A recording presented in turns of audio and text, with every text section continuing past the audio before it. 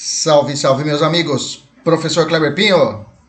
Vamos lá? Vamos de direito penal hoje. Vamos falar sobre ilicitude. Isso mesmo, vamos tratar sobre ilicitude ou antijuridicidade. Vamos isolar, vamos trabalhar apenas ilicitude nessa aula. Um salve especial aos nossos queridos alunos da mentoria de turma de polícia, nossos alunos que estão aí estudando conosco já há um tempinho. Um abraço a todos. Aqueles que queiram, estejam interessados em uma mentoria personalizada, fale conosco no @prof.kleberpinho, Kleber com K. Um abraço aos nossos alunos do Spotify que estão ouvindo essa aula e no nosso YouTube, que estão assistindo essa aula também, de forma gratuita aí no YouTube. Vamos falar sobre ilicitude. Vamos falar especificamente sobre ilicitude, ok? Bom, lembrando que pela teoria tripartite, né, se nós falarmos o que é crime, né, por uma teoria tripartite ou analítica, né, fatiado de crime, nós temos que crime é todo fato típico, ilícito e culpável. Tá? Nós já exaurimos a tipicidade em duas aulas, tá? A tipicidade em duas aulas, que inclusive é o ponto que sempre, das três que mais cai é a tipicidade, porque tem o maior conteúdo, tá? Aí eu fiz em duas aulas a tipicidade. Dá uma olhada aí nos nossos vídeos, aqui no YouTube mesmo, tem uma playlist exclusiva só de penal, e no Spotify também tem essa aula em áudio, tá? Ilicitude vamos trabalhar hoje, e culpabilidade a gente vai deixar para fazer numa outra aula, tá? Ilicitude, vamos lá, ilicitude, bem que a culpabilidade faz parte, é uma aula única para o pessoal da mentoria, tá? Mas a gente dividiu em duas aulas para você assistir e o pessoal também assistir em um período de tempo mais rápido, né? Então vamos lá, primeiro ponto, introdução. O que é o conceito de ilicitude ou antijuridicidade, ok? São sinônimos. Se você viu na prova, às vezes cai na prova. É a respeito da antijuridicidade. Já sabe que está falando da ilicitude, que é o segundo elemento segundo substrato ou extrato do crime, tá? É o segundo elemento do crime em seu conceito analítico, onde se define como a contrariedade do fato com o ordenamento jurídico. Presta atenção. O primeiro elemento é o fato típico. Se realmente houve uma conduta, estou falando para aqueles materiais, né? Se houve uma conduta, se houve um nexo, houve tipicidade, houve resultado naturalístico, eu tenho o quê? Um fato típico. Você está comigo? Beleza? Tranquilo. Depois a gente passa para a segunda análise, que é a ilicitude. Tá? Quando existir por completo o fato típico, há uma presunção que ele também ilícito ou será. Ou seja, há uma presunção que todo fato típico também será ilícito. Há uma presunção. Quem que fortalece essa presunção? Aonde se eu tiro essa base, professor? A teoria que trata disso é a teoria de Mayer, tá? Ou Meyer para alguns. É a teoria da ratio cognoscendi da ilicitude. Por tal teoria, praticado um fato típico, presume-se, ou seja, há indícios, da sua ilicitude. Presume-se a sua ilicitude, que poderá ser afastada diante de alguma discriminante, ou seja, uma causa de exclusão da ilicitude. Então, podemos ter um fato típico, mas não ilícito, ok? Eu posso ter um fato típico, mas não ilícito, se tiver uma excludente de ilicitude. Ou seja, ele não deixa de ser crime, mas o fato será ilícito, o fato será típico, há a tipicidade, mas o fato é lícito ou ilícito, depende da situação, ok? Então, quais são as excludentes de ilicitude, professor? Inclusive, né, cuidado, tá? Usa-se muito na prova que nesse momento, quando se fundamentar nessa teoria, ocorre a chamada inversão do ônus da prova. Você pode encontrar isso na prova, tá? Inversão do ônus da prova. Por quê? Você sabe desde criança que quem acusa tem um dever de provar. Lembra lá quando você era criança, seu irmão acusava você, falava, bom, você está me acusando, então prova que eu estou errado, prova que eu cometi esse fato. A regra é que quem vai acusar é o Ministério Público. Por exceção pode ser na queixa-crime também, o particular, mas a regra é o Ministério Público. Só que se o fato for típico e o fato for típico, há a presunção que ele é ilícito. Aí a bola passa para o réu. A bola passa para ele e ele tem que comprovar que ocorreu o quê? Uma das excludentes de ilicitude. Entendeu? Qual a base de tudo disso? Teoria da ratio cognoscendi, tá? Que é adotada no nosso ordenamento. Existem outras teorias. E caso exista um fato típico, vou dar um passo a mais, tá? Se caso exista um fato típico ilícito, mas não culpabilidade, o crime ainda subsistirá? Gente, sim, o crime existiu. O crime existiu, ou existiu o fato típico, existiu o fato ilícito, mas o crime existiu, mas o agente é isento de pena, ok? A culpabilidade, que é um outro prazo, que é uma outra aula que nós teremos, ele analisa o perfil do agente. Em suma, há crime sem a imposição de uma pena para o sujeito, com a exclusão da culpabilidade, tá? Da exclusão da culpabilidade, que é a terceira fase, o terceiro substrato do crime. O crime se refere a fato típico ilícito, enquanto a culpabilidade guarda relação com o criminoso, com o agente, que vai ser merecedor ou não da pena. Já estou fazendo uma análise já fechada já dos 3 elementos do crime. Já estou fazendo uma visão fechada dos 3. Então, por exemplo, chega o fato. Zé atirou em Mané. O Zé fala, eu atirei porque quis. O tiro disparado foi que levou à morte de Mané. Nexo, conduta, consciente e voluntária. Nexo, o tiro disparado matou Mané.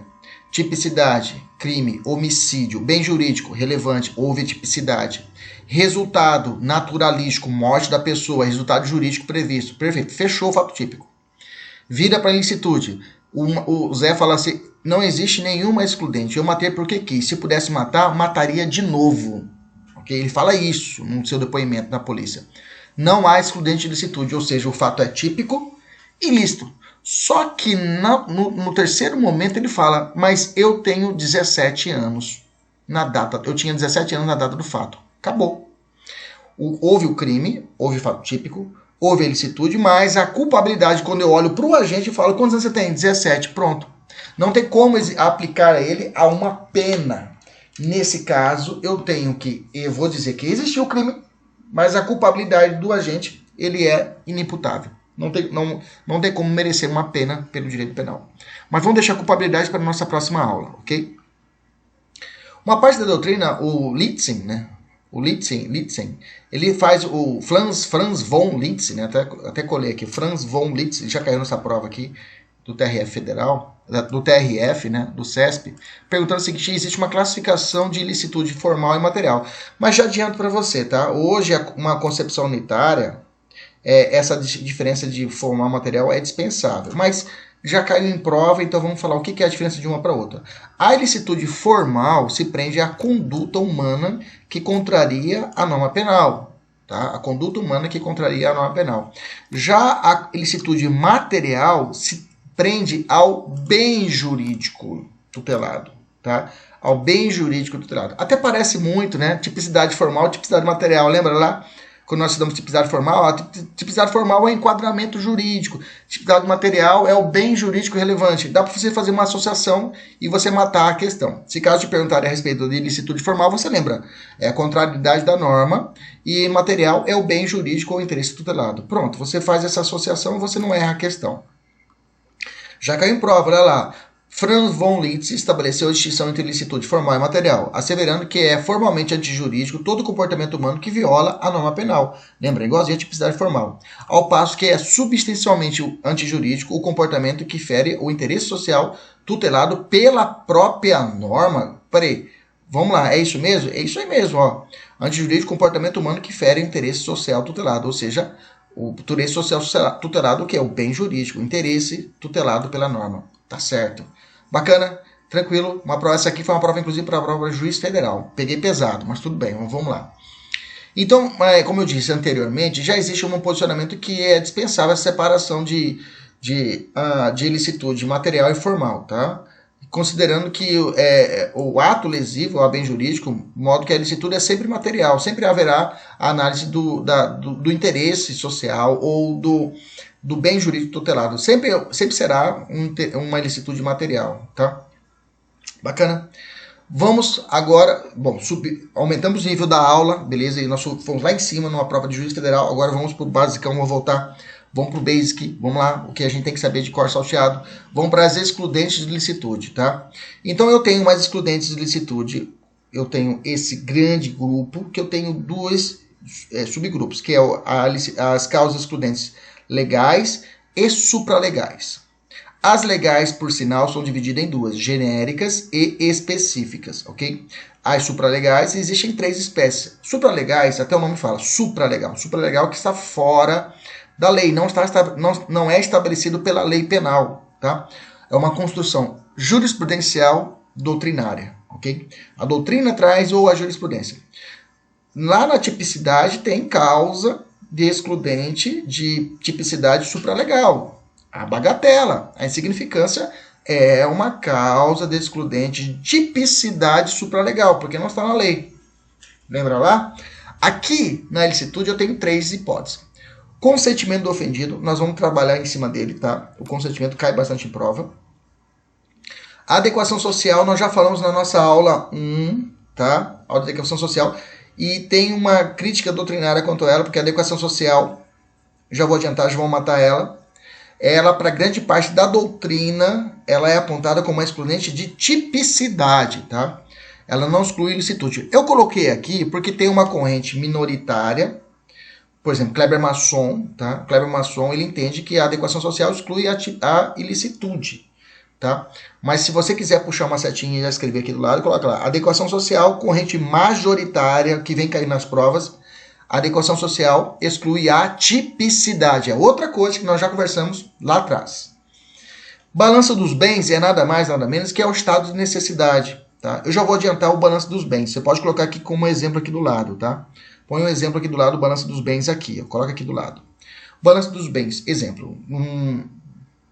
Num hospital, ok? De determinada uma UPA, né?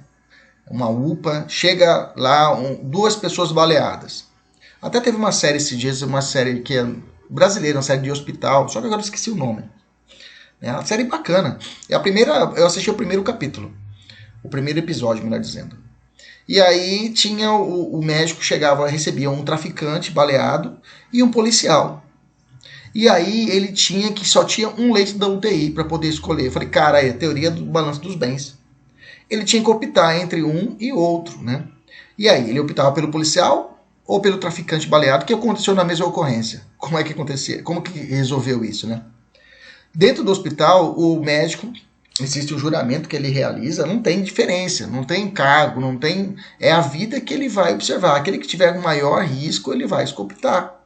E nesse caso, ele tinha optado, salvo engano, pelo traficante, né? E aí o policial chegou lá, botou a arma na cara dele. Então, o balanço dos bens é isso. O balanço dos bens, ele vai optar, a opção que o cara faz. Na verdade, no fundo, é o estado de necessidade terceiro que é realizado, que a gente vai estudar, ok? Mas o balanço dos bens pode cair na prova isso, o cara optar. E a opção pela vida de um, em detrimento da vida de outra pessoa, não gera o que? A punição para essa pessoa, porque ele vai estar agindo nessa causa supralegal, que é o balanço dos bens, ok? Beleza? Veja só como já caiu. O que é perigoso, meus queridos? Você não pode, por exemplo, quais são as genéricas? A genérica tem que saber de cor, né? Estado de necessidade, legítima defesa, estrito cumprimento do dever legal, exercício irregular de um direito, ok? Eu não posso misturar aqui, por exemplo, coação moral irresistível. Coação moral não é excludente de licitude. Coação moral é excludente de culpabilidade. Ou colocar aqui, por exemplo, crime impossível. O crime impossível exclui a ilicitude. Não, o crime impossível exclui a tipicidade. Então tem que tomar esse cuidado de você não misturar. O que eu prezo às vezes dos alunos, decora a ilicitude e depois na aula de culpabilidade eu vou te dar um macete. Decora quais são as ilicitudes e decora a culpabilidade. O que sobrar, como é muito, você mata e vai dizer que exclui o quê? A tipicidade. Então, a exclusão de ilicitude são essas aqui que são famosas, genéricas, e essas supralegais, ok? Bacana? Só tomar cuidado com o consentimento do ofendido, a gente vai dividir ele em 2, que pode acontecer que ele exclui também a tipicidade, ok? Então, o primeiro ponto é esse, é decorar quais são as excludentes e não misturar com os outros substratos. Não misturar com tipicidade, que é o fato típico, e não misturar com a culpabilidade. Olha só como já caiu, 99.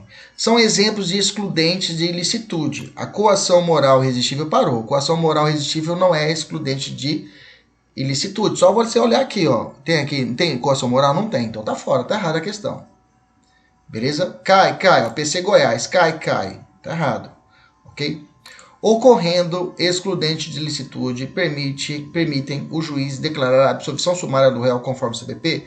Aqui estou fazendo um casamento, dei um pulinho lá no CPP, tá, gente? Me permitam fazer isso. Eu dei um pulinho lá no CPP, e lá no CPP fala assim, no Código de Processo Penal fala, se durante o processo o juiz recebeu a denúncia, começou o processo, tá? Depois de receber a denúncia, o que o juiz faz? Manda chamar o réu, falar, o réu, ó, você tem que se defender, cara. Te dou aí 10 dias para você se defender. Ele chama isso de citação. Cita o réu, ele tem 10 dias. Ele apresenta a defesa dele, que chamam de resposta à acusação. Okay? É como se fosse uma contestação. Ele contesta o que está na denúncia. O juiz, no próximo momento, ele vai pegar a contestação, a resposta à acusação, e vai pegar a acusação, que é a denúncia. Vai cruzar e vai olhar. E vai, cara, realmente esse réu agora, ele usou de excludente de ilicitude. Ou uma excludente de culpabilidade. Vamos falar isso na próxima aula. Então, nesse caso, não tem como continuar com o processo. E ficou muito claro, fica muito claro isso. Fica muito evidente isso, que realmente foi uma excludente de ilicitude. O juiz pode absolver sumariamente o acusado naquele momento. Ou seja, o processo nem segue mais, já morre ali. Okay? É a chamada absolvição sumária por tempo ali da resposta à acusação. Outro ponto que eu trouxe também no CPP, só para a gente abrir a cabeça, é que prisão preventiva, ela não será possível, a prisão preventiva, tá? Em nenhum caso será decretada se o juiz verificar pelas provas constantes nos autos ter o agente, ou seja, o criminoso, praticado o fato nas condições previstas no inciso 1, 2 e 3 do artigo 23 do Código Penal. Ou seja, se ele agiu em estado de necessidade, legítima defesa, estrito cumprimento do dever legal ou exercício irregular do direito, o juiz não pode decretar a prisão preventiva. Bacana? Só esses dois pontos para a gente ficar esperto. Aí fiz um casamento com o processo penal. Vamos voltar para o direito penal e vamos continuar aqui. Vamos falar dessa causa aqui, ó, dessa consentimento do ofendido. Vamos falar especificamente do consentimento do ofendido. O consentimento do ofendido é o sim. Eu sou a vítima. Não, mas eu permiti, eu deixei. Não tem crime não. Eu permiti o cara fazer isso. Então, quando que será uma excludente de ilicitude? Porque é possível isso. É possível que o consentimento nem chegue a existir o crime. Nem chega a chegar a esse momento aqui. Nem chega a esse momento. O fato típico já morreu lá atrás. Então, eu tenho aqui uma teoria minha aqui, que eu fui fazendo as questões e eu percebi que dá para você matar o seguinte, ó. Se o crime estiver ligado a um crime não patrimonial, exclui a tipicidade. Essa é o meu macete, tá? Pode ter buraco? Pode, mas a maioria das questões que eu acertei é isso. Por exemplo, se o crime não for patrimonial, por exemplo, um crime de estupro. O crime de estupro do artigo 203, que é um crime de grave ameaça e violência à pessoa, um ponto crucial do crime de estupro é o quê? É o dissenso. A vítima vai falar assim, não quer ter relação sexual com a gente. A partir do momento, até por isso que é possível que a esposa seja estuprada pelo marido. Okay? A prostituta pode ser estuprada também. Então, com essa evolução do nosso direito penal quanto aos crimes sexuais, o dissenso é suficiente. Mas digamos que essa pessoa, ela disse não, o vizinho ouve isso, fica desesperado. Meu Deus, está tendo estupro. Chega lá, soca o pé na porta, chama a polícia. Vai todo mundo para a delegacia. E ela fala assim, não, seu doutor delegado. Eu disse não, mas é sim, entendeu? Eu concordo com isso. Se realmente ficar comprovado que realmente foi um grande desentendido, foi um grande forfé, como a gente fala aqui em Cuiabá, uma grande bagunça, que ninguém entendeu nada, e realmente descobrir que realmente ela não tinha a gente não tinha infecção de estupro, não era, realmente era uma brincadeira que estavam fazendo. O consentimento dela, desse caso, não houve estupro, porque não houve um consentimento na conjunção carnal. Entendemos isso? Eu dei esse exemplo bem idiota para você entender. Ok? Para você entender. Então, o consentimento da vítima pode levar à atipicidade. Lá atrás, no primeiro substrato. Na primeira etapa. Nós somos na segunda etapa, que é a ilicitude. A terceira etapa é culpabilidade. Na primeira etapa, já morreu ali. O crime nem continuou. Outro exemplo é a violação do domicílio, tá? Entrar ou permanecer clandestinamente ou astuciosamente ou contra a vontade expressa ou tácita de quem de direito em casa alheia ou em suas dependências. Ou seja, se a pessoa estiver na minha casa e eu consenti para ela estar na minha casa, não há violação de domicílio. Entendeu? Não há, morre na primeira etapa. Morre lá na primeira etapa o crime, ou seja, nem existiu crime. Lá atrás não existiu nem fato típico. Ok? Agora, se tratarmos de crimes patrimoniais, ó, violação do domicílio não é crime patrimonial, viu, gente? Tá? Violação do domicílio não é crime patrimonial. Outro crime aqui, coloquei aqui, quietinho aqui, ó. Provocar aborto com o consentimento da gestante. Pena de reclusão de 1 a 4 anos, tá? O consentimento para o aborto é elemento do tipo penal, por exemplo. Okay? O consentimento para o aborto é elemento do tipo penal. Tanto é verdade que aqui não excluiria a tipicidade. Por exemplo, se ela concorda com um aborto, tá?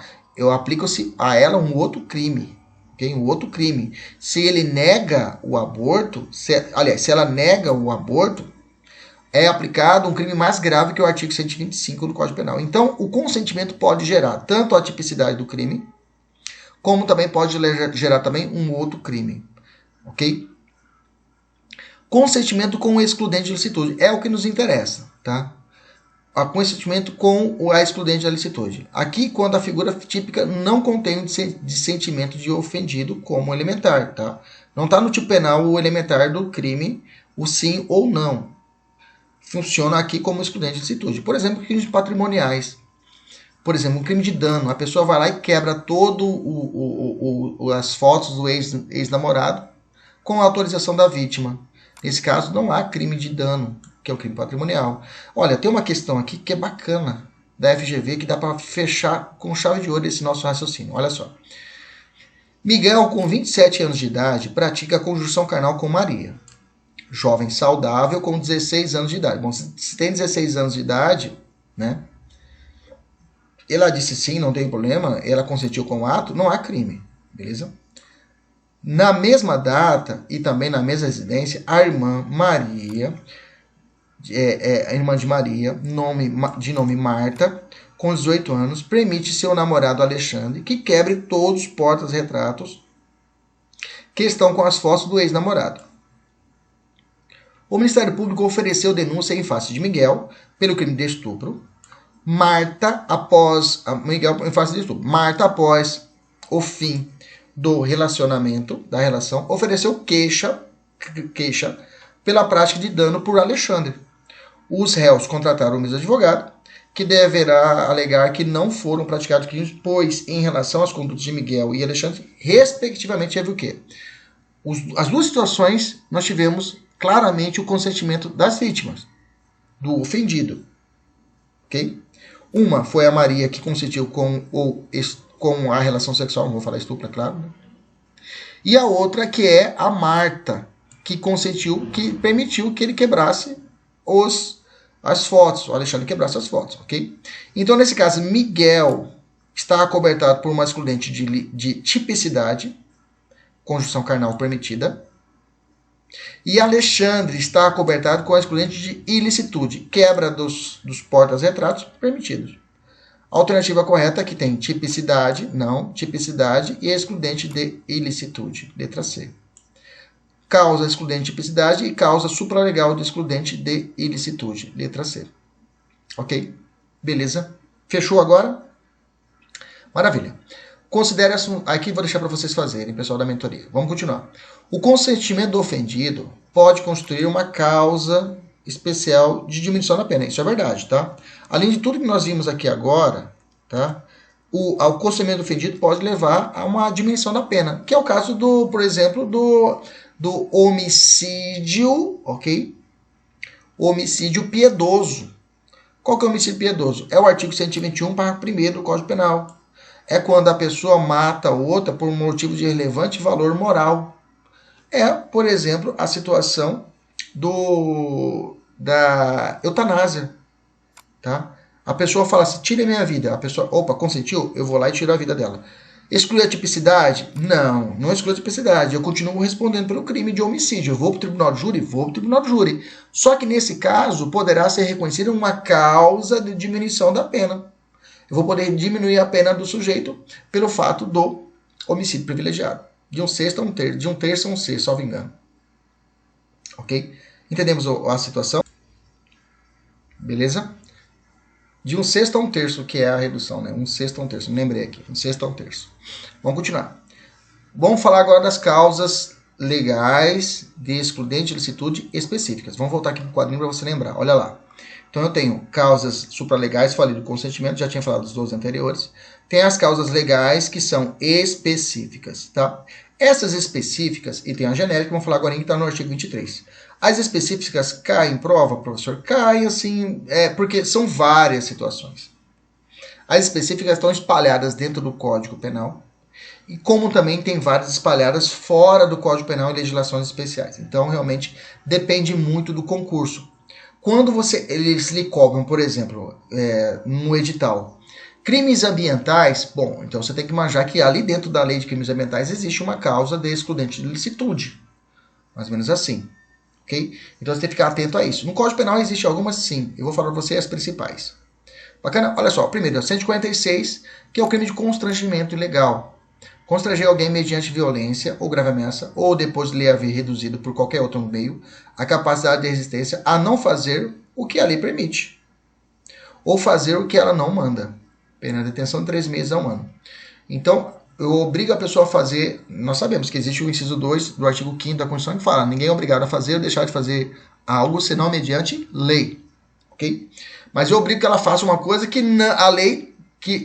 A não fazer o que a lei permite. Eu obrigo ela a não fazer, você não vai fazer. Eu faço essa discussão com os alunos. Por exemplo, o cara tirar a própria vida. É crime no Brasil? Não, não é crime o cara tirar a própria vida. Mas eu impedi que ele tire a própria vida, que é um direito, então, dele. Ele tem o direito de tirar a própria vida? A pessoa tem um direito subjetivo de tirar a própria vida? É uma questão muito a ser discutida, né? Por senão não teria a ideia de situações de internação compulsória, né? Seria discutível a questão da internação compulsória. Mas isso é uma outra conversa. É certo que um policial ou um particular que impede, por exemplo, que a pessoa tente tirar a própria vida, não comete constrangimento ilegal. A coação exercida para impedir o suicídio é uma excludente de ilicitude específica do artigo 156, parágrafo 3º, inciso 2. Como também é uma excludente específica de ilicitude, a intervenção médica ou cirúrgica sem o consentimento do paciente ou de seu representante legal se justificada por iminente perigo de vida. Okay? Outra, entrar e permanecer, o crime de violação do domicílio, tá? Do 150. Tem exceção? Tem. Não comete o crime em si uma excludente de ilicitude se a pessoa não constitui crime a entrada ou permanência em casa alheia em suas dependências durante o dia, com observância das formalidades legais para efetuar a prisão ou diligência, ou qualquer hora, dia ou noite, quando o crime está sendo ali praticado ou na iminência do ser. Ok? Aí são excludentes nessa situação de que não há crime, é uma excludente de ilicitude.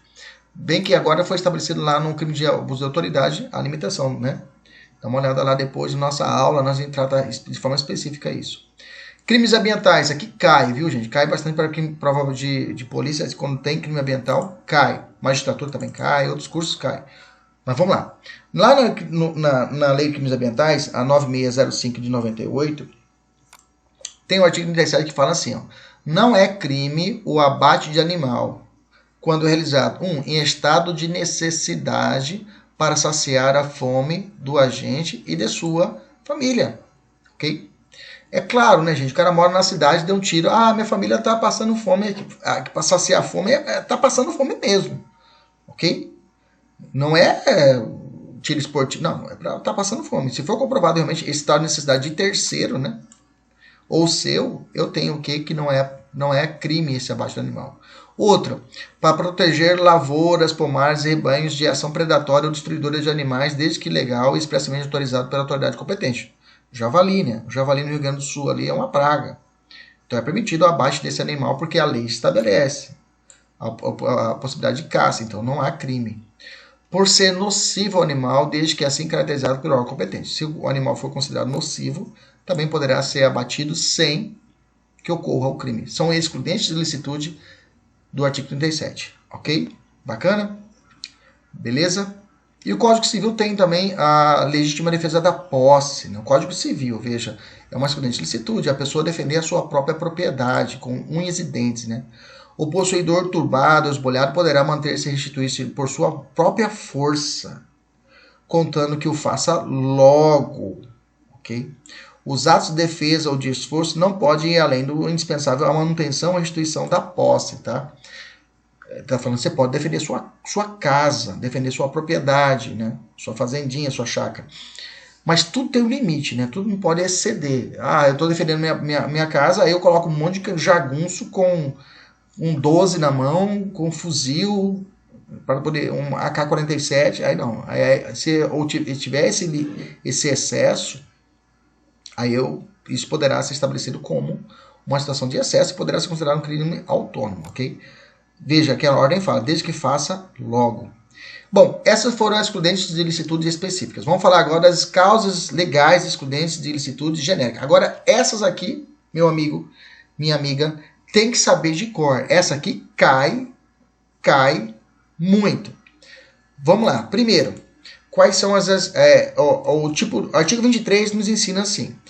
Não há crime quando o agente pratica o fato em estado de necessidade, legítima defesa, em estrito cumprimento do dever legal ou no exercício regular de direito. Veja, são 4 hipóteses, na verdade, né? Em estado de necessidade, legítima defesa, estrito cumprimento do dever legal ou no exercício regular de direito.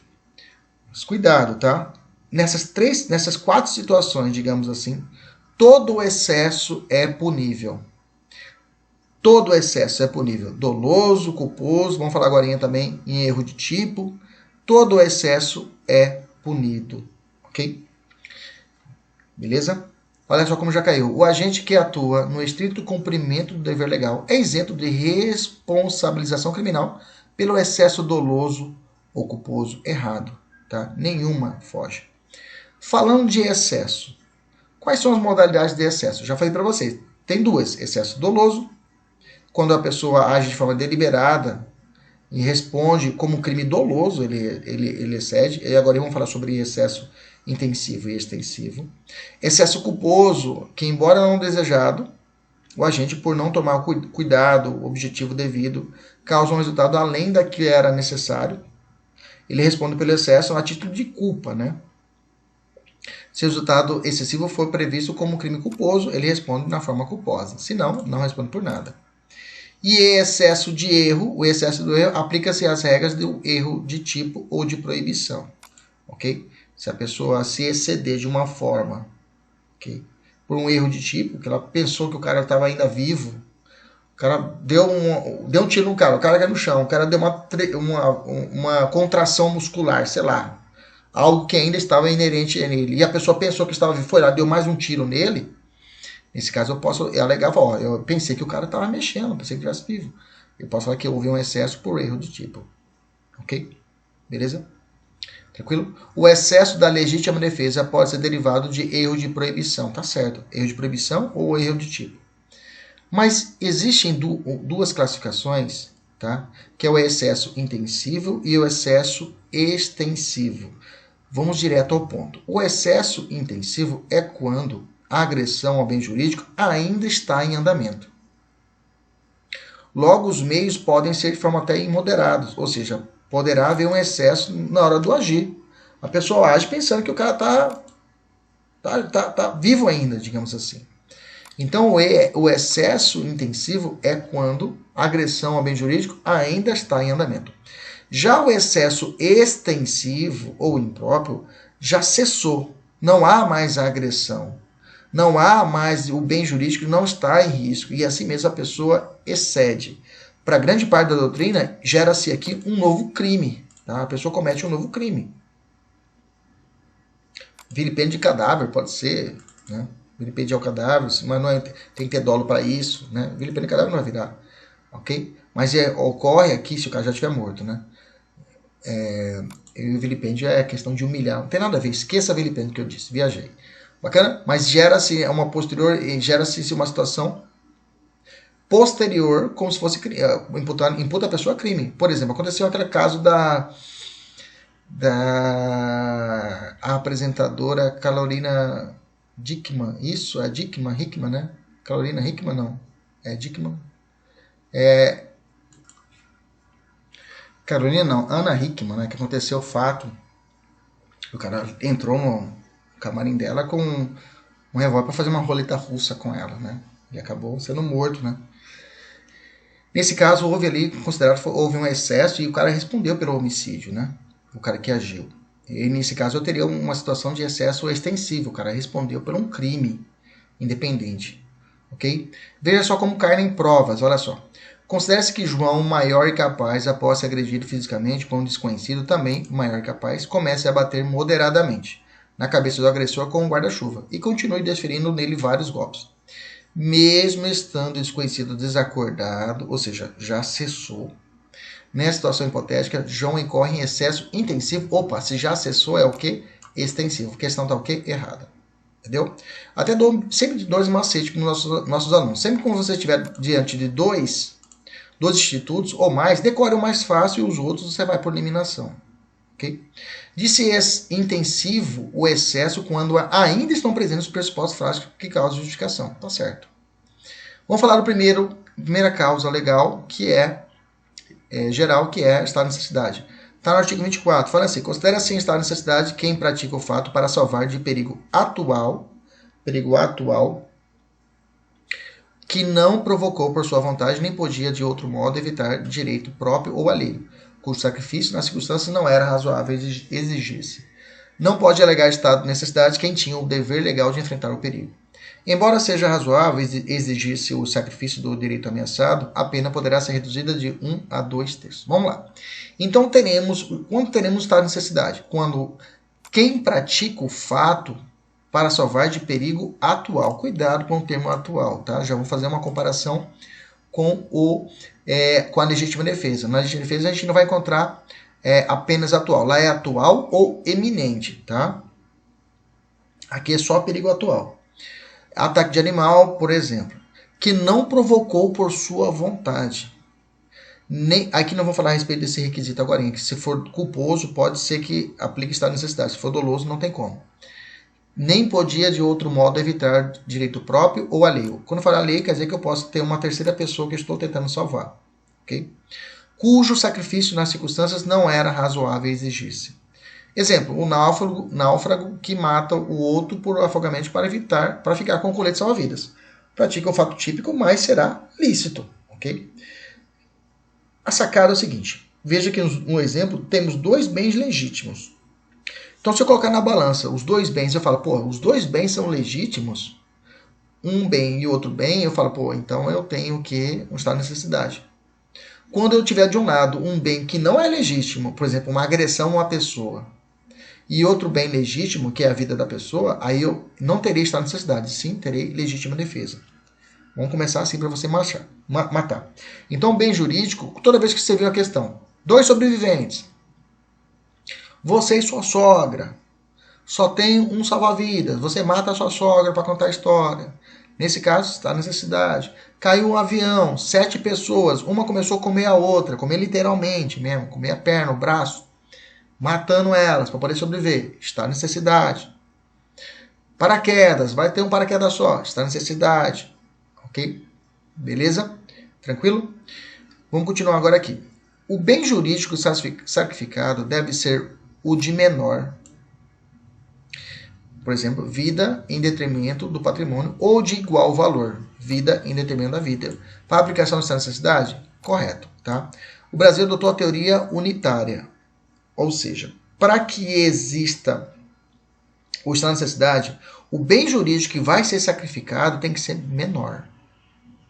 Ok? Tem que ser menor.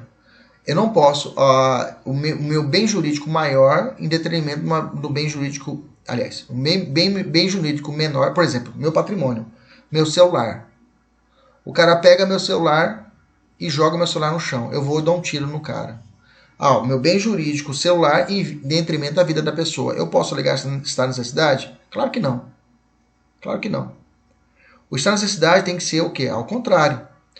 Eu tenho o quê? Um bem jurídico que vai ser sacrificado tem que ser menor do que o bem jurídico que vai ser salvo. Ou seja, a vida da pessoa em detrimento do patrimônio. Ou igual para igual, vida contra vida. Ok? Por exemplo, eu estou num local. Um cachorro parte para cima de mim. Bravio o cachorro vai me matar. Ok? Eu estou com pedaço de pau. Mato o cachorro. Bem jurídico. Vida contra bem jurídico patrimônio. O cachorro é patrimônio. Nesse caso, posso alegar estado de necessidade, sim ou não? Sim. Entendemos isso? Essa é a teoria unitária. A teoria unitária estabelece isso, que o bem jurídico sacrificado seja de valor igual ou inferior ao bem jurídico preservado. Okay? Dessa forma, para salvar a vida humana, houver destruição do patrimônio alheio ou a morte de outra pessoa, haverá excludente de ilicitude. Basta somente a razoabilidade da conduta do agente. Para essa teoria, todo estado de necessidade é justificante. Guarda esse nome aqui que agora eu vou falar de uma outra teoria que a gente vai cruzar com essa unitária. Okay? Que é outra teoria que segue... são várias teorias a respeito do estado de necessidade. São duas que preponderam. Vamos falar primeiro da unitária, você já gravou. Você pode até grifar aqui já. Para que haja estado de necessidade, tem que existir o valor do bem ser sacrificado, tem que ser igual ou inferior ao bem preservado. Bacana? Pescador que alega dificuldade financeira para praticar pesca proibida. Confere a possibilidade de aplicação do estado de necessidade? Não, tá, gente? A jurisprudência da STJ já falou assim, não. Eu estou com dificuldade financeira, vai fazer outra coisa. Vai fazer outra coisa, vai pescar, vai estudar, vai fazer outra coisa. Mas não dá para alegar esta necessidade, beleza? Vamos trabalhar agora requisitos do estado de necessidade. Vamos ver parte a parte. Primeiro requisito é o perigo atual. Aqui o perigo é presente, tá? Não pode ser iminente, é diferente. Você viu na prova, perigo iminente não é perigo atual. Perigo iminente é que vai acontecer, está para acontecer. Atual está acontecendo.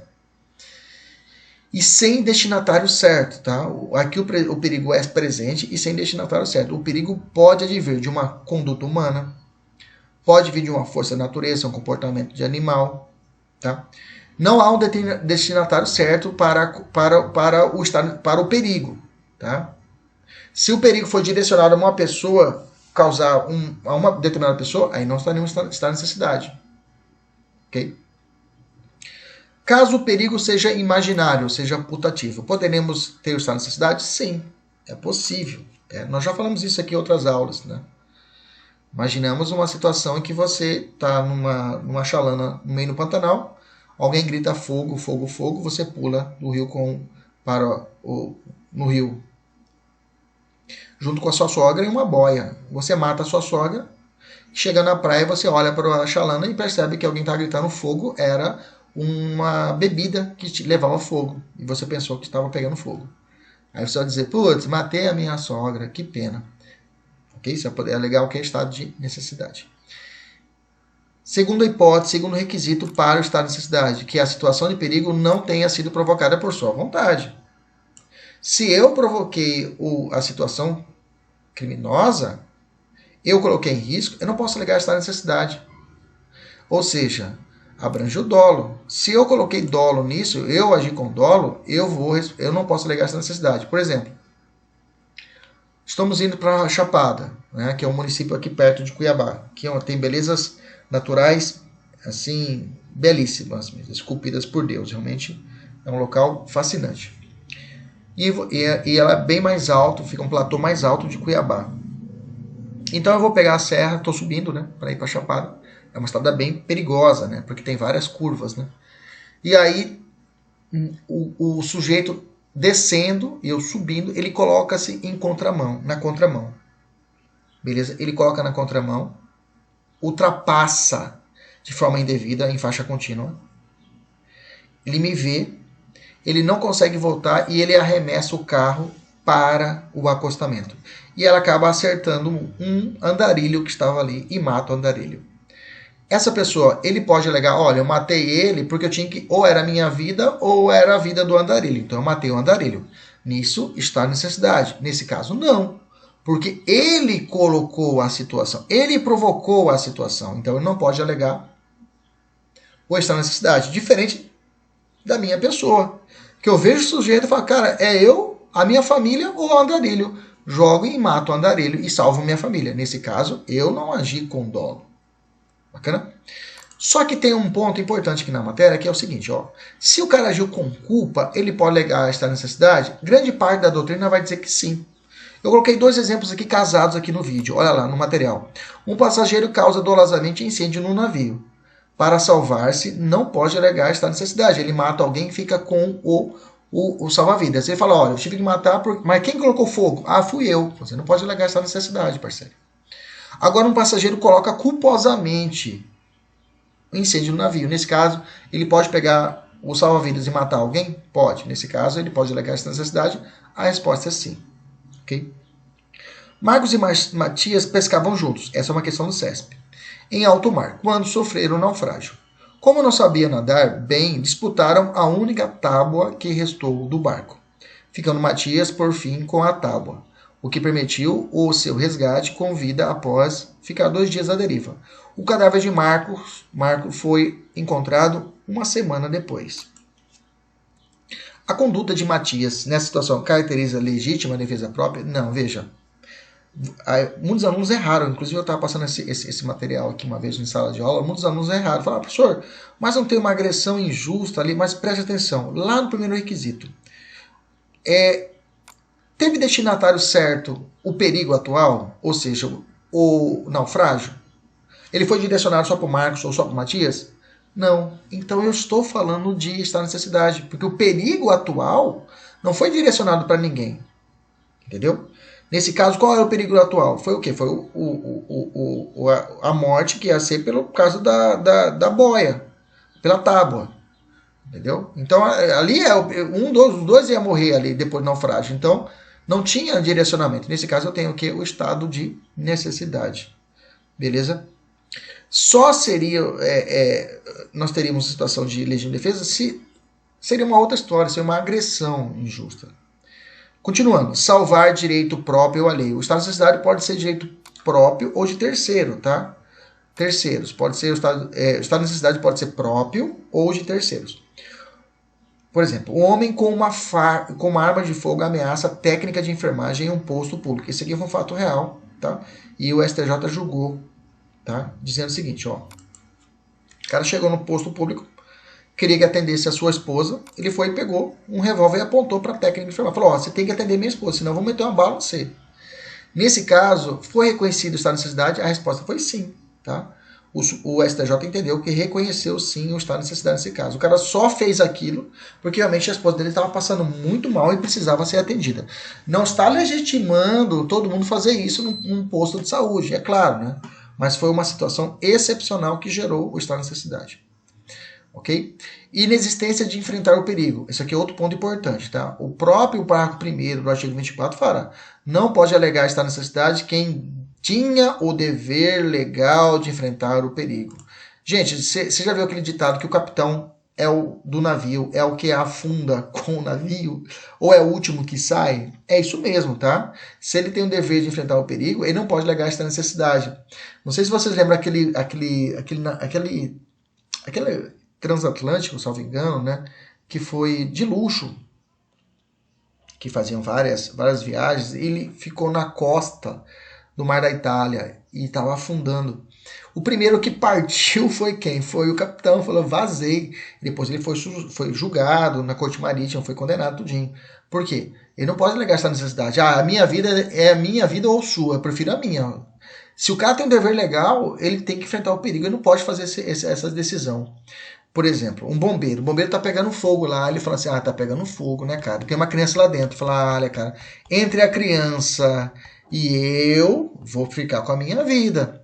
Cara, ele tem um dever legal de enfrentar o perigo, tanto é que ele fez juramento para isso. Ok? Se essas pessoas, imagina se as pessoas podem alegassem isso, não teria o porquê existir elas, entendeu? Então, por isso que a norma fala, quem tem o dever legal de enfrentar o perigo, ele não pode alegar o que está em necessidade. Beleza? Tem correntes contrárias? Tem. O Rogério Sanches fala que ninguém pode ser herói, né? Mas a corrente majoritária é essa. Quem tem o dever de enfrentar o perigo não pode alegar estado de necessidade. Próximo requisito, estado de necessidade. Inevitabilidade do comportamento lesivo. É preciso que um único meio para salvar o direito próprio. Ou seja, a regra é, você pode fugir da situação? Você pode sobreviver sem matar alguém? Pode, então faça. Se preferível fugir, então foge, mas não cometa o crime. Essa situação tem que ser inevitável o comportamento, beleza? Não tem como. O cachorro partiu para cima de mim. Ele vem um pitbull bravio. Pô, não tem como. Dá para correr? Não dá. Já tá em cima de mim. Tem que pegar o pedaço de pau e bater. eu vou ter que fazer isso, tá? Tem que ser inevitável esse comportamento. O direito penal fala isso. Se for possível evitar, evite. Eu tenho ainda uma classificação, beleza? Fechamos os requisitos, vamos avançar, vamos falar sobre uma classificação estabelecida pela doutrina, que é o estado de necessidade agressivo e defensivo, e esse aqui cai em prova, tá? Qual que é a diferença do agressivo para o defensivo? É fácil. Agressivo, lembra, é o terceiro inocente. Lembra do exemplo do andarilho que eu falei para você? Se caso eu estou subindo para Chapada, o cara está na minha contramão. Olha, o cara está na minha mão, né? E eu olho para ele, eu desvio para salvar a minha família e acerto o andarilho. Veja, a ação recaiu sobre terceira pessoa, não tinha nada a ver que era o andarilho. Não foi contra a pessoa que estava na contramão. Então, nesse caso, eu tenho um estado de necessidade agressivo. Se a ação cair sobre quem cometeu, a conduta recair sobre aquela situação que está produzindo risco, eu tenho o estado de necessidade defensivo. Então, vou dizer para você, decore o agressivo, que cai muito em prova o agressivo.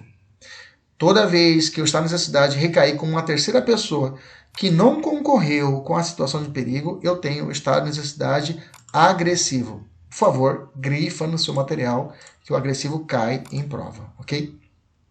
Resolve essa questão aqui, bacana.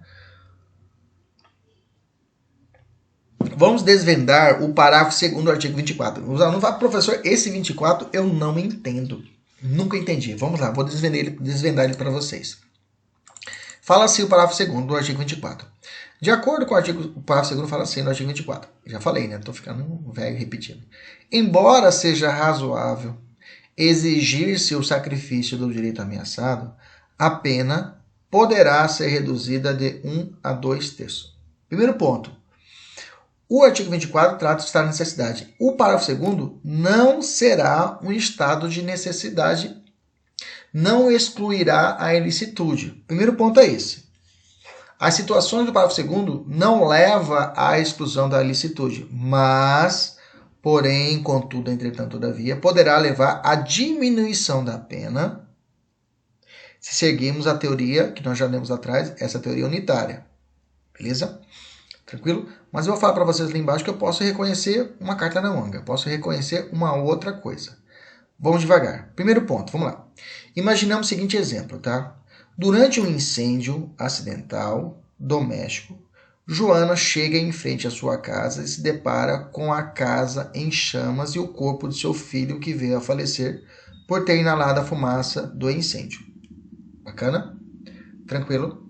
No meio da dor da perda do seu filho, enquanto o incêndio consome a sua casa, ela recorda que restava uma fotografia do seu filho na cabeceira do seu quarto. Você está comigo?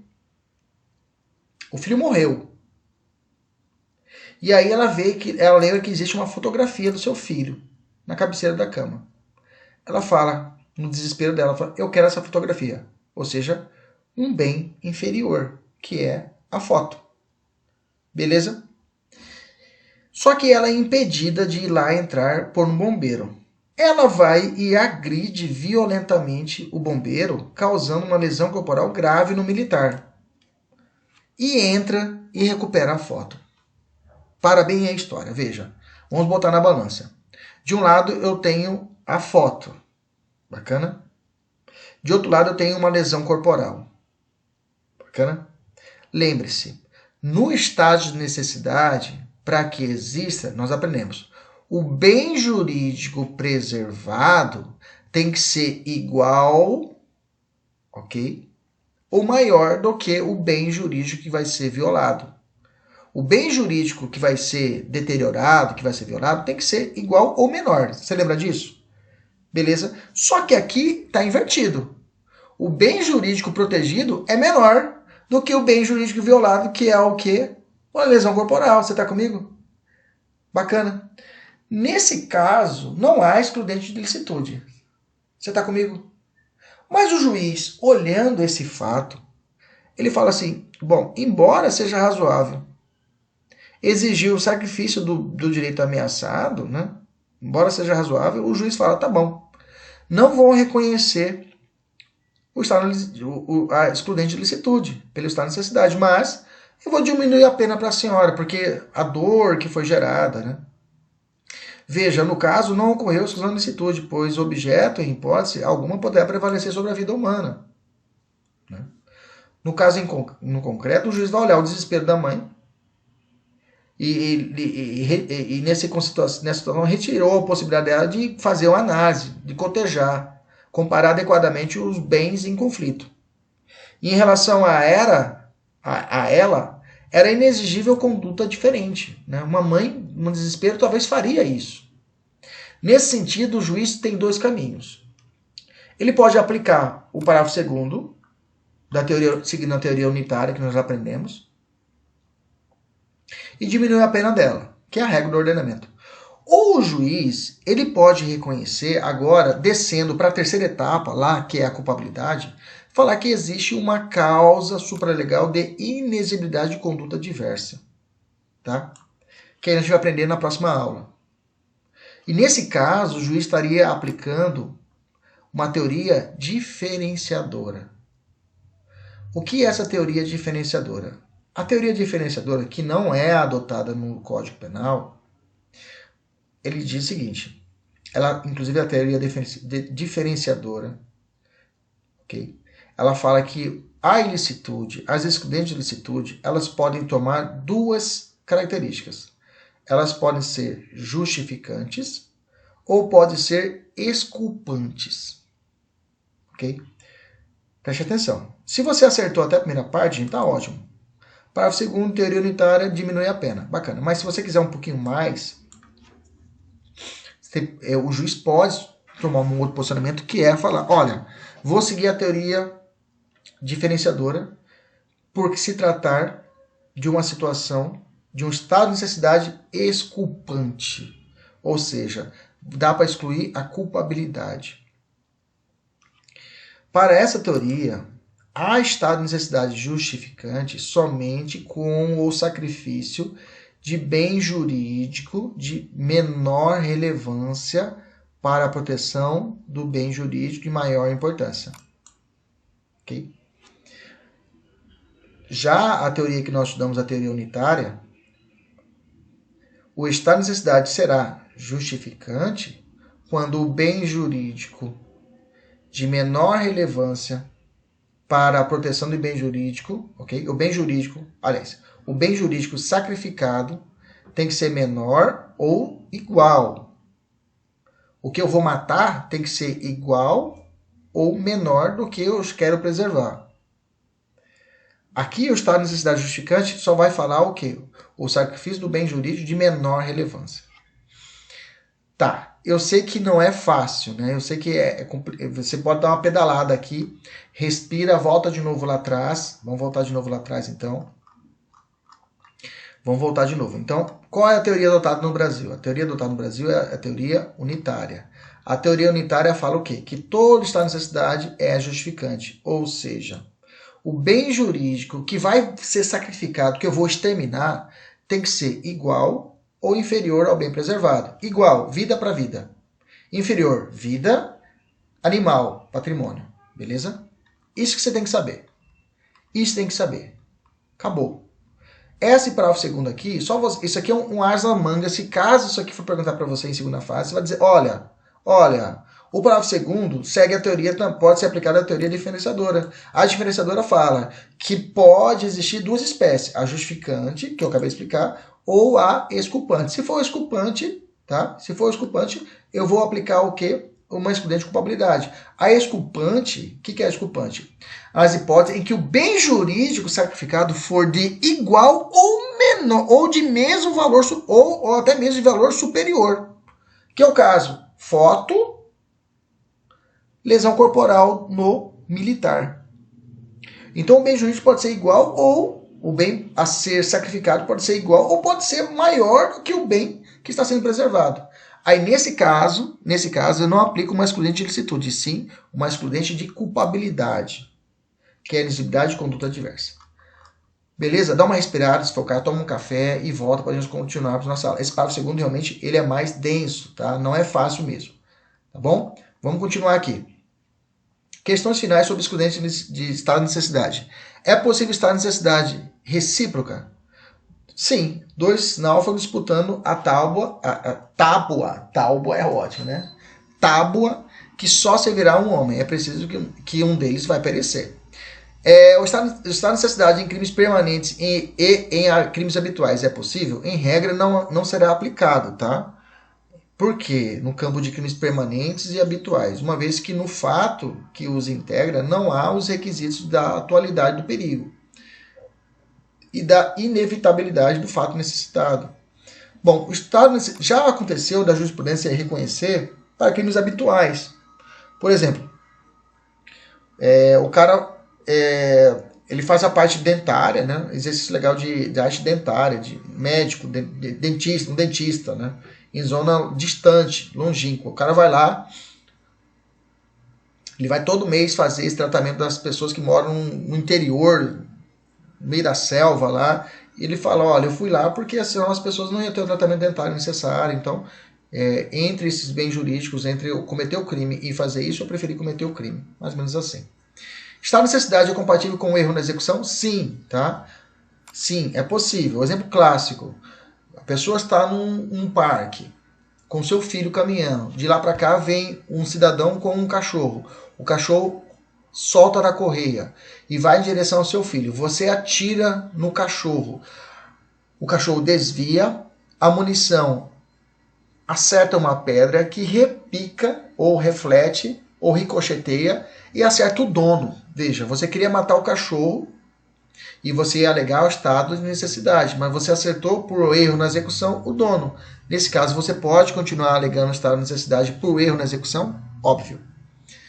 A dificuldade econômica, já falei lá em cima, inclusive com a jurisprudência, a dificuldade econômica, inclusive com miserabilidade do agente, constitui estado de necessidade por si só por isso, falar, estou passando dificuldade financeira, vou alegar esta necessidade? Não, tá? Mas eu posso, tem uma situação que é o furto famélico, tá?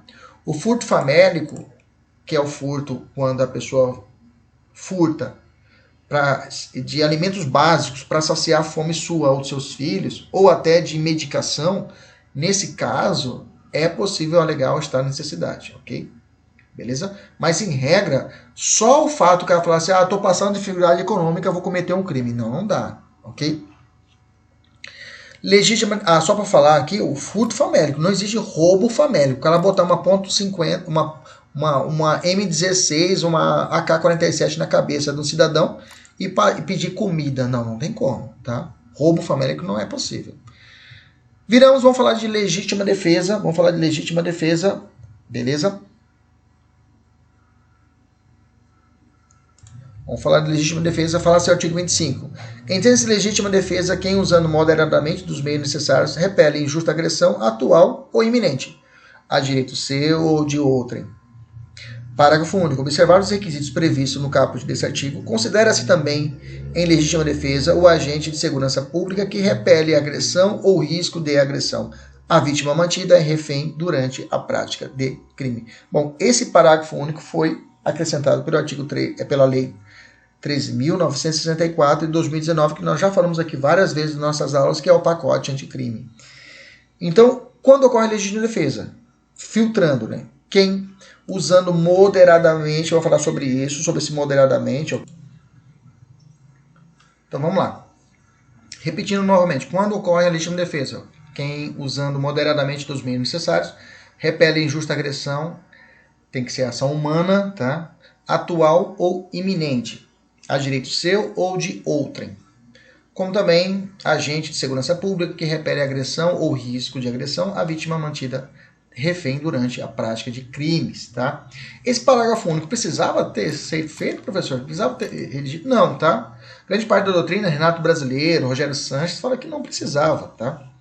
Pelo fato que o Código Penal já abraçava isso no artigo 25, tá? Por isso,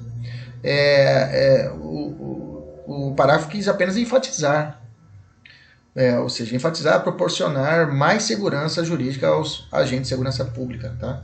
Conferindo-lhes uma proteção sempre assegurado pelo direito penal. Mas isso já existia, tá? Então, realmente, ficou supérfluo, pelo fato que já se aplicava isso com o 25. Bacana? Vamos andar. Requisitos para a legítima defesa. Primeiro, a agressão tem que ser injusta. Agressão injusta, meus amigos, é conduta humana, é ser humano. Okay? O inimputável, a pessoa louca, menor de 17 anos, pode ser um agressor injusto para a legítima defesa? Sim. Okay? Que o ataque conduta humana que ataque, né, ou coloque em perigo o bem jurídico de alguém. A repulsa pode se dar por omissão? Sim. Imagina a seguinte situação, né? A pessoa é guia de um safari de fotos, digamos aqui no Mato Grosso tem, né? A pessoa faz aquela, ou de pesca, né? Não é safari, mas é uma equipe de pesca. E leva o sujeito para poder fazer as pescas, né? Ali perto de uma, a gente chama de ceva, né? Que é normalmente é um pier que ali tem onde é feita a ceva dos peixes, para que a pessoa chega lá, só joga o anzol e já busca, fala, pô, tô pescando muito. Mentira, já faz muito tempo que o peixe está ali cevado, né? Comendo, né? Então fica muito fácil pro cara pescar, né? E aí o sujeito pesca, durante a noite eles falam assim, ó, amanhã a gente vai matar esse guia. A gente vai matar esse guia aqui, vamos ficar aqui com os bens aqui, vamos dar um golpe nele. O guia ouve essa trama. E o que ele faz? Ele deixa os caras no meio do Pantanal, do nada, para serem ali devorados por onças. Okay? O cara aparece morto por causa de ataque de onça. Nesse caso, eu tenho ali uma repulsa, uma legítima defesa por omissão. Deixou os caras lá para morrer. Ok? Também exemplo um carcereiro que... Não, a gente fala carcereiro, não, um policial penal, né, que nega cumprir uma vara de soltura, por exemplo. Que inclusive inclusive crime de abuso de autoridade, né? Vamos continuar. O ataque de um animal é estado de necessidade ou legítima defesa, professor? Fácil. Se for um ataque espontâneo do animal, estado de necessidade. Se ele for um instrumento para provocação, ou seja, alguém está usando um cachorro como instrumento de ataque, aí eu posso alegar legítima defesa. Olha só essa questão. Da FGV 2019. Enquanto assistia um jogo de futebol em um bar, Francisco começou a provocar Raul, dizendo que seu clube, que perdia a partida, seria rebaixado. Inconformado com a indevida provocação, Raul, que estava acompanhado de um cachorro de grande porte, atiça o animal a atacar Francisco, o que efetivamente acontece. Na tentativa de se defender, Francisco desfere uma facada no cachorro de Raul, o qual vem a falecer. O fato foi levado à autoridade policial, que instaurou inquérito para apuração. Francisco, então, contrata você, na condição de advogado, para patrocinar seus interesses. Considerados os fatos narrados com relação à conduta praticada por Francisco, ele atuou escorado na excludente de ilicitude do estado de necessidade? Não. Aí é o quê? Legítima defesa. Beleza? Tranquilo? Maravilha. Vamos avançar. A agressão injusta corresponde sempre a um fato típico ou pode ser um fato atípico. Aqui é bacana. A uma agressão injusta tem que ser um crime? Ou a agressão injusta pode ser uma situação que não seja crime? Gente, é possível que a agressão injusta parta de um fato que não seja crime. Por exemplo, furto de uso. Tá? Não é típico, mas é uma agressão injusta ao patrimônio da vítima, que autoriza a legítima defesa do proprietário. Ok? O cara, vou pegar sua bicicleta só para usar. Opa, pera lá, parceiro, não é assim não. Ah, mas é só para usar, não vou furtar. Não, pera lá, eu vou defender o meu patrimônio. Furto insignificante. O cara vai furtar um celular Xing Ling de R$200. A pessoa vai e reage. E faz a legítima defesa da posse. Fala, eu agi em legítima defesa, é uma agressão injusta. Um bem meu, patrimônio meu. Ele ia roubar, eu fui lá agredir, ou, sei lá. Nesse caso, eu tenho o quê? A possibilidade da aplicação da legítima defesa, ok? Então, a ação pode ser um fato atípico. Agressão atual ou iminente, né? Atual é presente, iminente, prestes a ocorrer. Não se concede legítima defesa para repelir a agressão pretérita ou futura. Cuidado com essas duas palavras, tá? Já vi prova colocar pretérita ou futura. Se for pretérita ou futura, não há legítima defesa. Uso moderado dos meios necessários. Meio necessário é o menos lesivo. Tá? Meio necessário é o menos lesivo. Dentre os meios à disposição do agredido, no momento da agressão. E são suficientes para repelir o comportamento injusto. Então, vamos lá. Então, falou uso meio moderado, meio necessário, está falando de meio menos lesivo, ok? E suficiente. Bacana? E moderação. Moderação é o uso dos meios necessários de forma moderada. O que seria essa moderada? Refere-se à necessidade de tão somente fazer cessar a agressão, tá? De forma menos lesiva possível, ou seja, com menor dano indispensável à defesa do direito. Nós já vimos lá em cima, né, nós estudamos a respeito do excesso. Né? Então, nem sempre que o agente utilize um meio desnecessário, ele também será imoderado. Okay? Na legítima defesa, toda vez que o agente utilizar um meio desnecessário, este será também moderado? Ah, eu acabei de falar, não. Tá? Meio necessário é aquele que o agente dispõe para impedir a justa agressão no momento que está praticando. Já a moderação, no seu uso, refere-se à necessidade de tão somente fazer cessar a agressão menos lesiva possível. Acabou repetindo, né? Ficou repetido aqui embaixo. Né? Bacana, então, maravilha, vamos continuar. Caso o agente atinja a terceira pessoa para repelir a injusta agressão. A majoritária vai caracterizar a legítima defesa, devendo ser aplicado o erro na execução. Tá? E se for duas pessoas, ele conseguiu fazer... Vamos lá. Primeiro momento, o erro de execução é compatível com a legítima defesa? Sim. Tá? A pessoa partiu para cima de mim, saquei, atirei contra ela. Ela desviou e acertei outra pessoa, eu posso alegar a legítima defesa? Sim. A pessoa partiu para cima de mim, saquei o revólver, atirei, acertou ela. A munição transpassou e acertou outra pessoa atrás que estava passando. Opa, concurso formal. Quanto à primeira, eu respondo na forma dolosa. Aliás, na primeira eu alego a legítima defesa, bacana. E a segunda eu vou responder na forma culposa. Beleza? Tranquilo? Quando ocorre o excesso na legítima defesa? Bom, a legítima defesa nós já vimos lá em cima, né? Que pode ser dolosa, culposa, ou por erro de tipo ou de proibição. E além disso, nós vimos que pode ser própria ou imprópria, né? Ocorre 3 hipóteses no 25. É óbvio. Quando a gente usa de meio desnecessário, quando o agente usa imoderadamente do meio necessário, ou usa imoderadamente dos meios desnecessários. Tá? Então, eu tenho todas as situações que podem gerar o quê? O excesso na legítima defesa. O que se entende por legítima defesa subjetiva ou excessiva? É aquela em que o agente, por erro de tipo excusável, ou seja,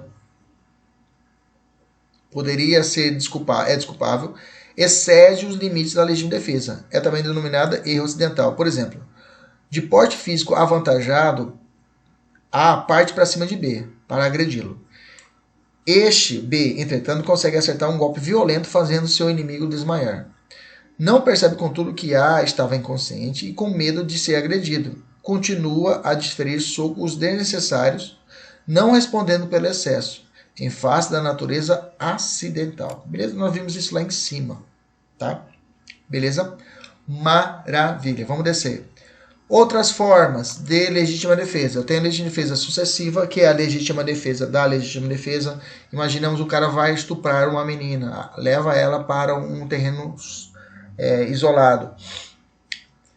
Quando ele está tentando agredi-la, consumar o crime, ela consegue desvencilhar e consegue bater nele com uma barra de ferro, porque ela é a faixa preta de jiu-jitsu.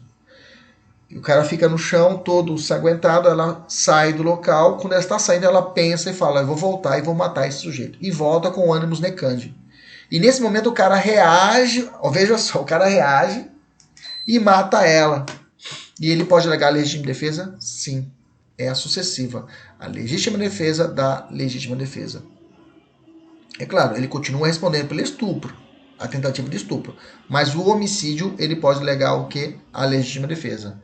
Porque no segundo momento, quando ela voltou para poder matá-lo, ela passou a ser a injusta agressão. E ele passou a ser o quê? A vítima do homicídio. Da tentativa de homicídio. Ok, beleza, maravilha. Legítima defesa putativa. Trata-se também da chamada legítima defesa imaginária. É o mais clássico de todos. A pessoa imagina que está em uma situação de perigo, mas não está. Pode acontecer em duas formas, num erro de tipo permissivo ou erro de proibição. Vamos aqui aos exemplos. O agente, supondo na iminência de injusta agressão, atira contra o imaginário agressor. Legítima defesa putativa evitável, também chamada de culpa imprópria. tá?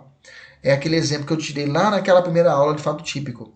A menina mora um casal, tem a filha única, filha de 17 anos. Ela quer, e o cara é militar reformado, ela sai à noite escondido porque ela quer namorar com o seu namoradinho. Ela vai, sai da casa, pula o quintal onde tem vários cachorros pitbulls da família. Os cachorros não latem, ela pula o muro, vai namorar, e depois ela volta. E quando ela entra na casa, o pai grita, pensando ser um assaltante, só que os cachorros não latiram. E o perfil, a silhueta ainda é uma pessoa magra, igual a filha. Mas mesmo assim, um erro que era um erro evitável, ele atira e mata a filha. Nesse caso, eu tenho que ele pensa que ali vai ter uma agressão, é uma legítima defesa putativa, mas na verdade é um crime culposo. Ele atira com dolo para derrubar, mas vai ser aplicado a ele a culpa imprópria, ok? É esse exemplo que eu disse para você.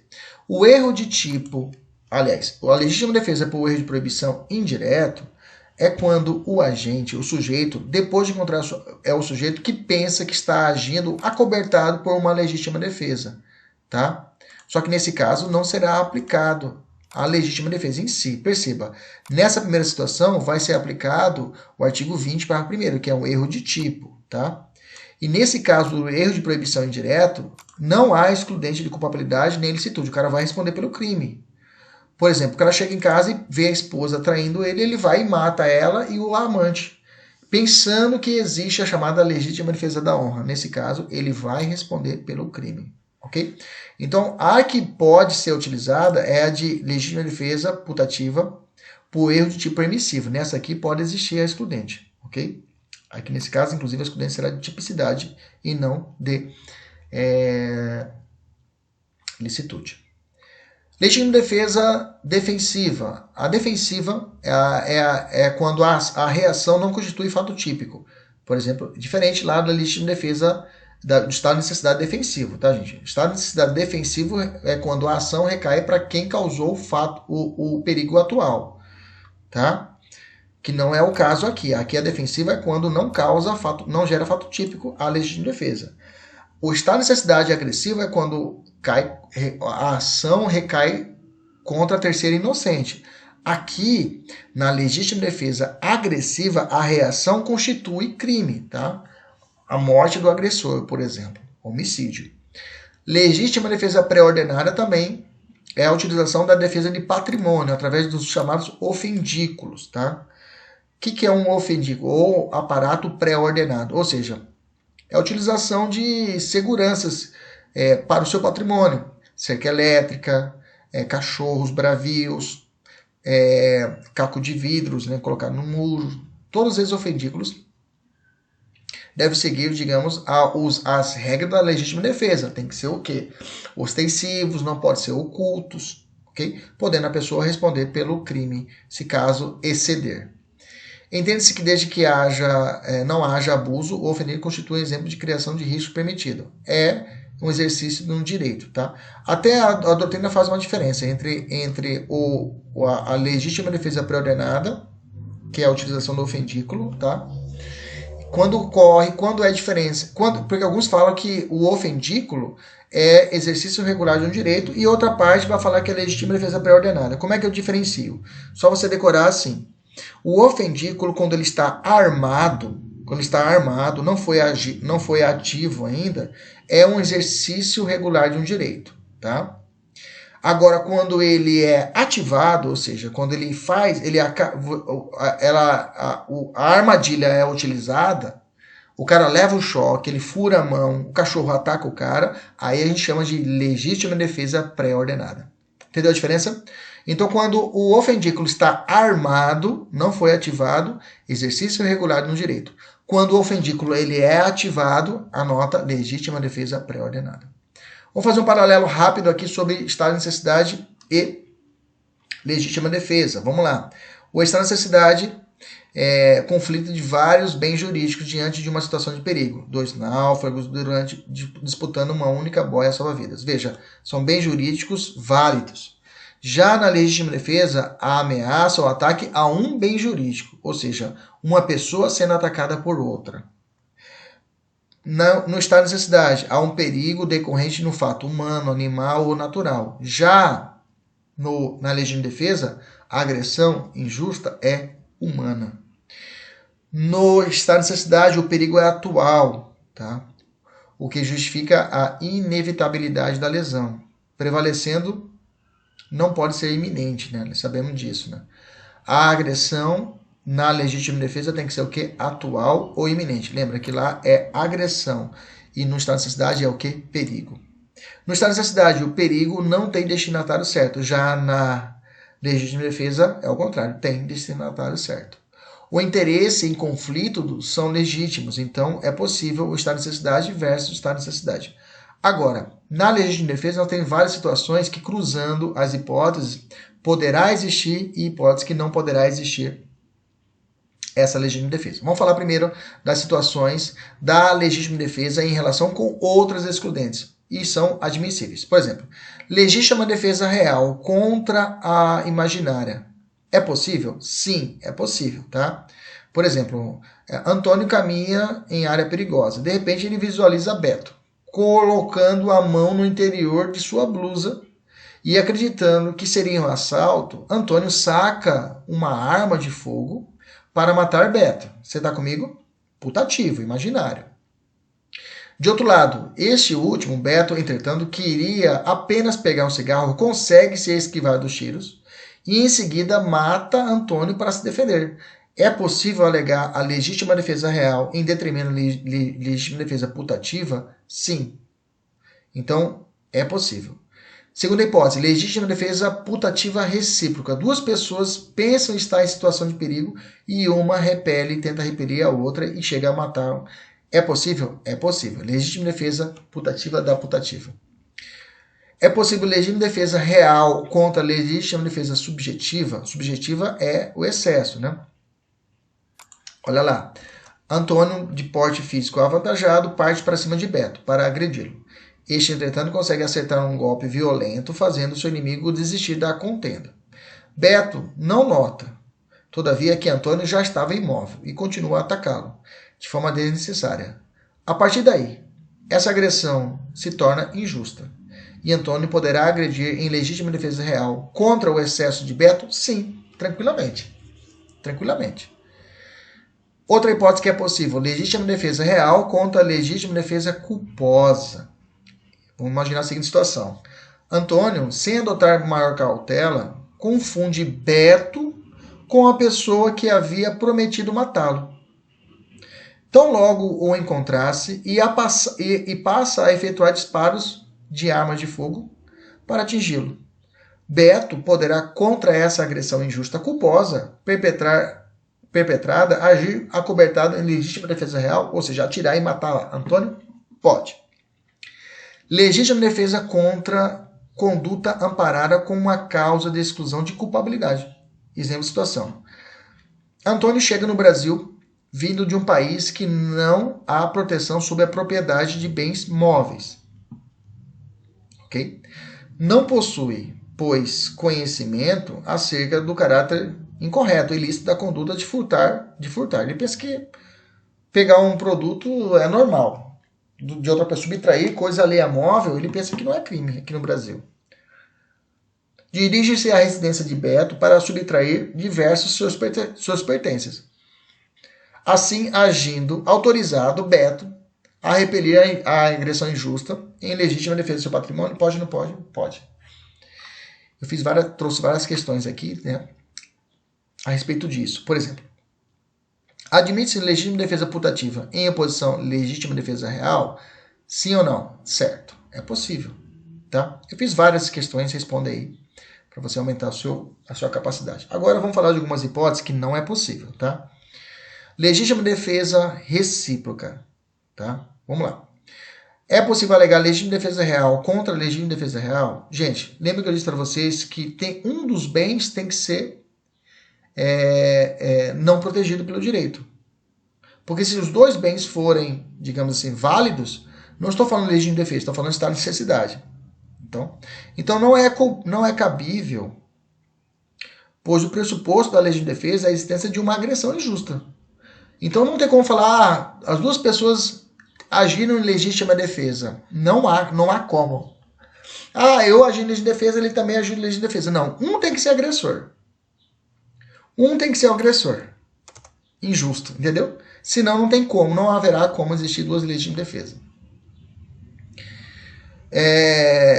E se a agressão de um dos envolvidos é injusta, automaticamente a reação do outro será justa, pois constituirá uma simples atitude de defesa. Consequentemente, meus queridos, apenas o último que for injusto que poderá alegar o quê? A excludente de ilicitude. Outro ponto que não é possível é a legítima defesa real contra outra excludente real. Vou te dar um exemplo. Pelo idêntico motivo. Não aceitava a legítima defesa real recíproca, já disse para vocês, né? É inadmissível a relação de legítima defesa real com o estado de necessidade real, por exemplo. Com o exercício regular de direito real, por exemplo. E, finalmente, com o estrito cumprimento do dever legal real. Não tem como existir a lei de defesa contra o estado de necessidade. Entendeu? Real. Ok?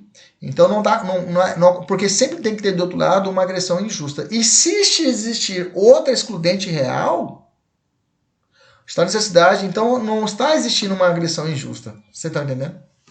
Beleza? Tranquilo? Então, cuidado. Legítima defesa real contra legítima defesa real é possível? Não. Legítima defesa real contra qualquer outra excludente real não é possível. Pode ocorrer legítima defesa contra a multidão? Sim, tá? Prevalece o entendimento que sim, é possível. É possível legítima defesa contra a pessoa jurídica? Sim, é pessoa. Mas como assim, professor? Veja, exemplo, um funcionário de uma empresa escuta pelo sistema de som ofensas à sua honra. Para impedir essa conduta, né, ele pode destruir o alto-falante da empresa, que transmite as palavras inadequadas. Então, ele está agindo contra o patrimônio da empresa. Então, não é contra uma pessoa, e sim contra o patrimônio. Ok? A lei de defesa é compatível com a aberractuitis, o erro na execução? Nós já falamos que sim, né? Fechamos legítima defesa, vamos falar de estrito cumprimento do dever legal e exercício regular do direito. Isso dá para a gente estudar de forma paralela. Vamos lá. Estrito cumprimento do dever legal. O sujeito que cumpre determinação legal não pratica conduta ilícita, ou seja, contrária ao ordenamento jurídico. É o caso do servidor público. A questão mais comum é o servidor público. Um policial efetuando prisão, oficial de justiça realizando um arrombamento em busca de apreensão. Tá? A justificativa também deve ser aplicada aos particulares no cumprimento de um dever legal. Com o caso, por exemplo, de função de um jurado ou de um perito. Para o STJ, toma cuidado, tá? Não ocorre estrito cumprimento do dever legal, e sim legítima defesa, na hipótese da polícia revidar ataque de assaltante. Okay? De policial matar um criminoso em uma perseguição policial. Aí, nesse caso, eu tenho legítima defesa e não estrito cumprimento do dever legal. Toma cuidado. Por quê? Qual o bem jurídico aqui? É a vida da pessoa que está sendo protegida. É a agressão injusta. Então, não há de se falar em estrito cumprimento do dever legal, e sim em legítima defesa real. Já o exercício regular do direito, meus amigos, como eu falei que o estrito cumprimento do dever legal é o servidor público que cumpre o que está na lei, o exercício regular do direito é a possibilidade do particular agir acobertado por uma permissão dada pela lei. Por exemplo, um flagrante realizado por um particular. É possível o particular fazer um flagrante, não é isso? O flagrante facultativo, né? Intervenção médica, violência desportiva, tá? A notícia crime levada à autoridade policial são todas ações de exercício regular de um direito. Beleza? Pergunta. Se os policiais atirarem contra um suspeito que está fugindo desarmado. Opa, desarmado é sacanagem, né? Poderá ser suscitado o estrito cumprimento do dever legal? Não, né, gente? Aí não dá, né? Nesse caso, vai responder por homicídio. Beleza? Tranquilo? Bom, a respeito das excludentes de licitude, era isso aí que nós tínhamos para hoje, tá? Aos alunos da mentoria, fica o exercício depois para poder praticar. Aos nossos alunos do nosso curso aí do YouTube, do Spotify, fique à vontade para poder comentar, se inscrever e publicar as nossas aulas e repassar as nossas aulas aos seus colegas. Um abraço, até a próxima, se Deus quiser e Ele sempre quer. Tchau, tchau.